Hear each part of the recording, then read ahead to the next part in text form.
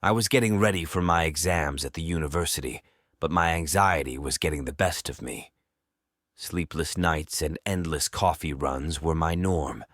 My mind was a storm of flashcards and lecture notes, but no matter how hard I tried, I couldn't shake the feeling that it wasn't enough. One day, between classes, I overheard a couple of students talking about this library in a nearby town.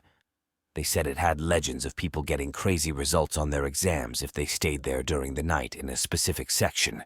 At first, it sounded ridiculous. But the more I thought about it, the more I couldn't let it go. What if it was true? What if I could actually get the edge I needed? The idea grew and grew until it consumed me. I finally decided to drive there and check it out. I pulled into the small town and found the library easily enough. It was an old building, all Gothic architecture and ivy-covered walls. It looked like something straight out of a horror movie. Inside, the library was even more impressive. Shelves stretched up to the high ceilings, filled with dusty old books. It had this eerie, quiet vibe that made my skin prickle. I walked up to the front desk and asked the librarian about the different sections. She was an older woman with sharp eyes and a no-nonsense attitude. "Is there a particular section you're interested in?" she asked, looking me over. "Just, curious about the history section," I replied, trying to sound casual. She pointed me in the right direction, and I spent the day browsing the different sections, but I didn't find anything out of the ordinary. No mystical books, no hidden rooms. By closing time, I was frustrated. I needed to find a chance to stay there during the night. As the day ended, I noticed a small room close to a stairway leading to the attic. It seemed like the perfect hiding spot. I waited until the staff were busy, then slipped inside and closed the door behind me. I could hear the muffled sounds of the librarians finishing their work and locking up. My heart pounded in my chest, but luckily, I wasn't discovered. When the sun finally set and the library was plunged into darkness, I crept out of my hiding spot. The place felt different at night. Shadows stretched long and deep, and every creak of the old building made me jump. I made my way to the section from the rumor and sat down on the ground. I pulled out my notes and tried to study, but it was hard to concentrate with my nerves jangling. Then, suddenly, I heard a whisper in my ear. "Who's there?" I whispered back, my voice trembling. I looked around, but there was no one there. The library was empty. I shook my head, trying to convince myself it was just my imagination. But the whisper had sounded so real. I took a deep breath and tried to focus on my notes again. But the whisper came back, this time clearer. Words I couldn't quite understand, like a chant or a spell. I jumped to my feet, my heart racing. The hair on the back of my neck stood up, and a cold sweat broke out on my forehead. I felt like I was being watched, like unseen eyes were on me. "Is anyone there?" I called out, louder this time. Silence. The only response was the echo of my own voice. I grabbed my stuff and backed away, my mind spinning. Maybe the rumors were true after all. I told myself to calm the fuck down and just do as the rumor said. It was just my imagination running wild. I sat back down and forced myself to focus on my notes. But the voices, they didn't go away. They got clearer and louder, like chanting or a sermon. The strange thing was, as they grew louder, the material I was reading seemed to click in my brain. Concepts I had struggled with before now made perfect sense. It was like an epiphany, like I was some sort of genius who could understand anything. I was so engrossed in this newfound clarity that I almost didn't notice it, a glint of gold out of the corner of my eye. When I looked up, both the shining and the voices disappeared. Confused, I stared around the dimly lit library, trying to figure out what had happened. I noticed that all the weird things only happened while I was reading.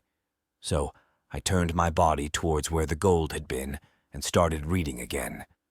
Almost immediately, the chanting resumed. The more I read, the more I felt like the material was being downloaded straight into my brain. And then, there it was again, that golden glimmer. This time, I didn't look directly at it. I kept my eyes on my notes but watched the gold out of the corner of my eye. Slowly, it became a silhouette, clearer and clearer. It was the shape of a man in ancient clothes, sitting in the air, reading from a book. My heart pounded as I realized what I was seeing. Unable to resist, I looked directly at him. The man's face was obscured by shadows, but I could feel his gaze on me. Suddenly, he looked up from his book and stared straight at me. His eyes were piercing, almost glowing. Before I could react, an ear-splitting headache hit me like a sledgehammer. I clutched my head and collapsed, the world fading to black. I don't know how long I was out. When I came to, I was lying on the cold library floor. My head throbbed and my vision was blurry. The first thing I heard was a voice above me. "Oh, another one collapsed. Why does this keep happening?" I blinked up at the speaker, a young librarian with a concerned expression. She helped me to my feet, and I noticed a couple of other staff members looking on with worried faces. "You okay?" she asked. "Yeah, I think so," I mumbled, still disoriented. "What happened?" "You tell us," she said. "We found you passed out. It's not the first time we've had someone collapse in here." As they helped me to a chair, I couldn't help but wonder what exactly I had stumbled into. The legend was true, but what was the cost? I had to find out more. Unfortunately, the staff barred me from entering the library again. They said it was for my own good, mentioning that it had happened multiple times before. I protested, but they were firm. They couldn't risk having another incident on their hands. I had no choice but to leave, frustration gnawing at me. I decided to take a step back and focus on my exams. The strange thing was, when I got back to university, I found that I had retained all the information I had read that night. Every detail was crystal clear in my mind. I walked into each exam with a confidence I'd never felt before. The answers flowed effortlessly from my pen, and I finished each one with time to spare. When the results came in, I had aced everything. My professors were impressed, my classmates were shocked, and I was left wondering just how much that night in the library had affected me. It was like the knowledge had been imprinted on my brain, not just memorized, but understood on a deeper level. But the experience left me with more questions than answers. What had really happened that night? The silhouette of the man in ancient clothes, the chanting, the whispers. Was it some sort of ghost or apparition? Could it only be beneficial, helping students like me, or was there something more sinister at play? I couldn't shake the feeling that there was more to the library than I had seen.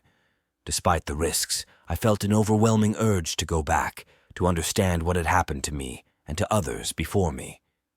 But for now, I had to bide my time. I needed to find a way to enter the library again.